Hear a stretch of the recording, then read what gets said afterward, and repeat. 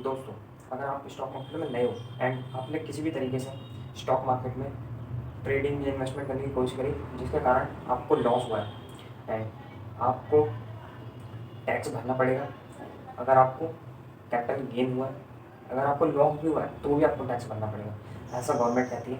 But क्या principal है जिनको फॉलो करके आप अपना टैक्स बचा सकते हो? तो चलिए इस वीडियो में डिस्कशन करेंगे। उससे पहले अगर आप वीडियो पर नए हो तो प्लीज़ वीडियो को लाइक कर दो एंड चैनल को सब्सक्राइब कर दो ताकि आने वाली वीडियो आप कभी भी मिस ना करो। तो चलिए आज का डिस्कशन स्टार्ट करते हैं। तो सिंपली हमारे सामने दो तरीके के टैक्स निकल के आते हैं अगर आप कोई भी शेयर को खरीदते हो और बेचते हो। पहला होता है LTCG, जिस पे हमें 10% का टैक्स लगता है, जो कि होता है हमारा long term capital gain tax. And अगर आप किसी शेयर को 1 साल से ज़्यादा होल्ड करते हो तो आपको उस पर 10% तक टैक्स लगता है। एंड अगर आपको उस पर 1 लाख रुपये प्रॉफिट हो रहा है तो गवर्नमेंट कहती है वो आपके लिए फ्री है एंड आपको वो रिबेट मिल जाती है अगर आपको लॉन्ग टर्म में मिलती है। लेकिन ठीक है, इस चीज़ को भी समझना इम्पोर्टेंट है। लॉन्ग टर्म में आपको 1 लाख रुपये तक की रिबेट मिल जाती है अगर आप किसी शेयर को 1 साल से ज़्यादा होल्ड करते हो, तब आपको 1 लाख रुपये तक की रिबेट मिल जाती है। एंड बात करते हैं हमने STCG यानी short term capital gain tax, तो वो आपको लगती है 15% की और इस पर आपको कोई भी छूट नहीं है।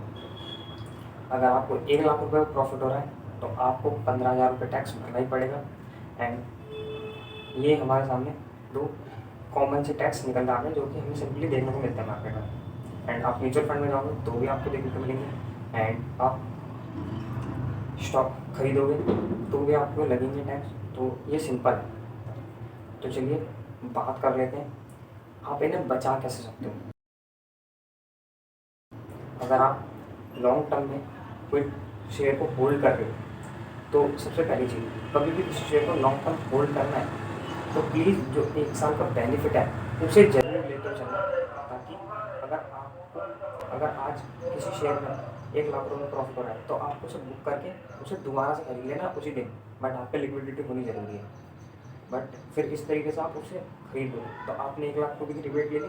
आने वाले टाइम में अगर 10 साल में आपको 10 लाख रुपये प्रॉफिट होता है तो आपको उस पर देना जीरो टैक्स। एक्चुअली यार आपको देना जीरो टैक्स। अगर आप सोचते कि मैं इस शेयर को 10 साल होल्ड करने वाला हूँ एंड आपका 1 लाख रुपये 10 लाख रुपये आने वाले टाइम में बन जाता है तो आपको पूरे 9 लाख रुपये पे 90,000 रुपये टैक्स देना पड़ता है। तो इसे ही कहते हैं कि आपने अपना पैसा बचा लिया। एंड कुछ लोगों का ज़्यादा ही बन जाता है एंड बट अब कुछ लोग कहेंगे कि हमने तो उसे लॉन्ग टर्म होल्ड करा था 1 लाख रुपये टैक्स तो हमारा ऐसे बच गया ऑब्वियसली। बट वो लेकिन आप रिबेट लेते चले तो समझो थोड़ा। एंड आप रिबेट ले चले अब आपको एकदम 10 लाख रुपये प्रॉफिट बुक करना है तो आपको जीरो टैक्स पे करना है। And short term capital gain को आप कैसे बचा सकते हो? इसका टैक्स आपको देना ही पड़ेगा। एंड तो प्लीज़ ज़्यादा से ज़्यादा कोशिश करो कि आप लॉन्ग टर्म तक होल्ड करो क्योंकि अच्छी कंपाउंडिंग में आपको मिलेगी। एंड अगर आप सोच रहे हो कि आपको बैंक से पैसा निकाल के अपने शॉक मार्केट में लगा देनी चाहिए तो this is not the right way. कि ये अच्छा रास्ता नहीं है आपके लिए मार्केट में भी पैसा डालते हैं। एंड मार्केट में इस टाइम बहुत हाई वॉलेटिलिटी रहती है तो काफ़ी नेगेटिव पोर्टफोलियो आपको देखने को मिल सकता है। ताकि सिंपली अभी मार्केट में बहुत सारे शेयर में लोअर सर्किट लग चुका है। एंड बात कर लेते हैं ट्रेडिंग में। अगर आपको ट्रेडिंग में कोई लॉस हुआ तो आप उससे कैसे बचा सकते हो? सिंपली आप नए नए थे एंड आपने इसी साल मार्केट में ट्रेडिंग करने की कोशिश की जिसके कारण आज आपको लॉस हुआ है तो आप इस चीज़ को बिल्कुल इग्नोर मत करो। एंड आप किसी CA से कंसल्ट कर सकते हो कि मैंने ट्रेडिंग करी थी एंड मुझे कुछ लॉस हुआ है और मैं कैरी फॉरवर्ड करके लेके जाना चाहता हूँ। कैरी फॉरवर्ड क्या मतलब? जो मुझे लॉस हुआ है मैं उसे अगले साल वाले में लेके जाना चाहता हूँ। सिंपली समझो, आपने 6,000 रुपये का लॉस किया एंड उसी अगले ट्रेड में आपने 10,000 रुपये प्रॉफिट किया। एंड तो आपका ब्रोकर क्या दिखाता है? आपको 4,000 रुपये नेट प्रॉफिट गेन हुआ है तो आपको उस 4,000 रुपये को टैक्स देना है। अब आप ट्रेडिंग में अगर उसे कैरी फॉरवर्ड नहीं करके लेके जाओगे तो आपको जो भी प्रॉफिट आप आने वाले टाइम में करोगे उस पर आपको टैक्स देना पड़ेगा। एंड आप टैक्स कैसे बचा सकते हो ट्रेडिंग में? बेसिकली ट्रेडिंग में आपको आपके स्लैब के हिसाब से टैक्स लगता है। जो भी आप स्लैब में हो आपको उसके हिसाब से टैक्स लगता है।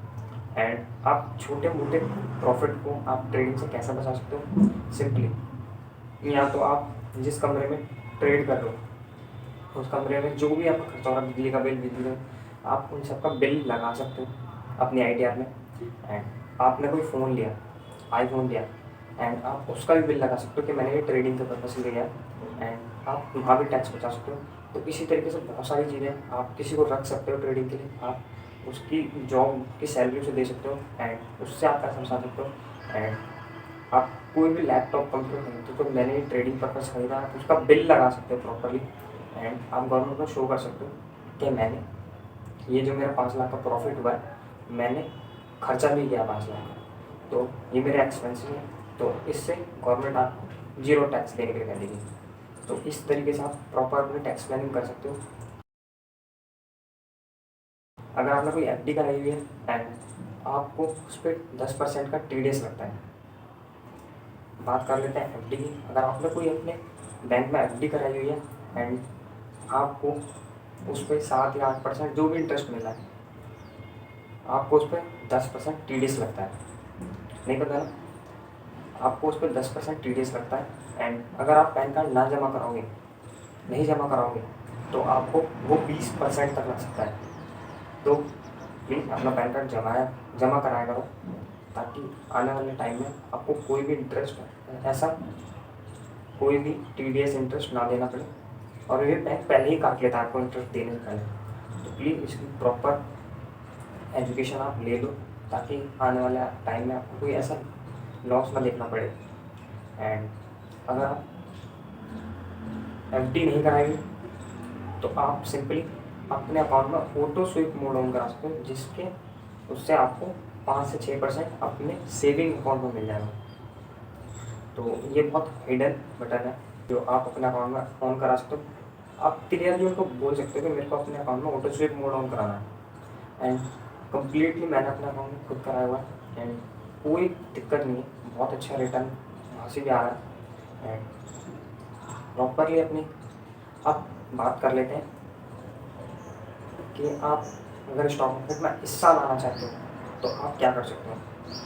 तो सबसे फर्स्ट थिंग, आपको हमेशा अपने ब्रोकर और टैक्स इन सब का प्रॉपर ध्यान रखना है, ताकि आने वाले टाइम में आपसे कोई भी ऐसी दिक्कत ना हो जिसके कारण आपको लॉस फेस करना पड़े।